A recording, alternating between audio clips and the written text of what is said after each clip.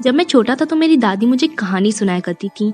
ये कहानी एक ऐसे कर्ज के बारे में थी कि जो आपको लग जाए तो आपको अजीब अजीब आवाज़ें सुनाई देने लगती हैं, और फिर वो आवाज़ें उस इंसान को इतनी ज़्यादा सुनाई देने लगती हैं कि वो उन आवाज़ों को सुन सुन के पागल हो जाता है और खुद को ही मार लेता है।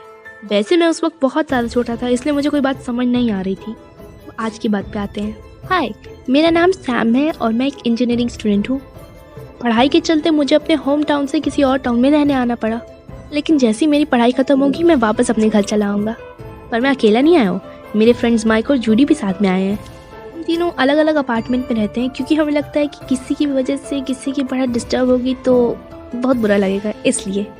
पर फिर भी हम लोग रोज़ मिलते हैं। मैंने एक दिन माइक और जूडी से कहा, हे क्यों ना हम लोग कैंपिंग पे जाएं? माइक और जूडी दोनों को ये आइडिया बहुत अच्छा लगा, इसलिए उस दिन हम लोग रात को कैंपिंग में गए। सारी सेटिंग करने के बाद हम तीनों कैंप फायर के आगे जाके बैठे, पर तभी मुझे कुछ अजीब सी आवाज़ें आने लगी। तो मैंने माइक और जूडी से कहा कि हमें अब घर जाना चाहिए। माइक ने कहा ठीक है चलो, और हम लोग घर आ गए। घर पे आके मैं फ़ौरन सोने चला गया। अगली सुबह जब मैं उठा तो मुझे कोई आवाज़ें नहीं आ रही थी, तो मैं रेडी होकर कॉलेज गया। जब मैं कॉलेज गया तो मुझे पता चला कि माइक आज आया ही नहीं है। मैंने जूडी से पूछा तो उसने कहा नहीं मुझे नहीं पता, मैंने उसे कॉल करने की कोशिश की थी पर वो फ़ोन नहीं उठाया। कॉलेज ख़त्म होने के बाद मैं उसके घर गया। बहुत नॉक करने के बाद जब उसने दरवाज़ा नहीं खोला तो मैंने उसके घर के बाहर से उसे बुलाया, माइक माइक क्या तुम अंदर हो?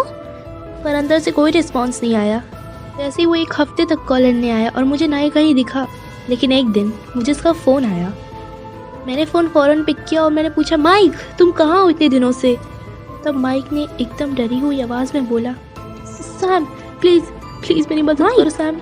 क्या हुआ तुम्हें? क्या कर रहे हो? से आया हूँ तब से मुझे कुछ अजीब सी आवाज़ें सुनाई दे रही हैं और मुझे समझ नहीं आ रहा है, और ये आवाज़ मुझे पागल कर देंगी। मुझे बहुत डर लग रहा है सैम, प्लीज़ मेरी मदद करो सैम, प्लीज़ प्लीज़। और फिर फ़ोन कट गया। मैंने उसे बुलाया, माइक माइक कहाँ हो तुम?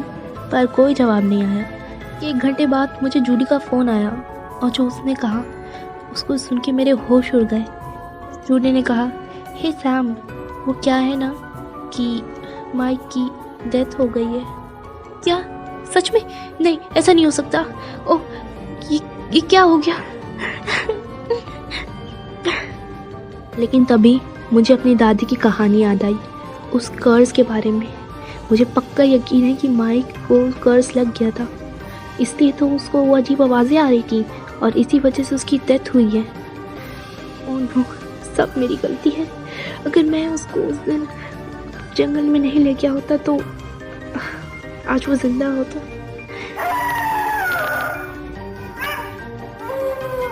रुको, क्या अब मैं भी कर्स्ड हूँ?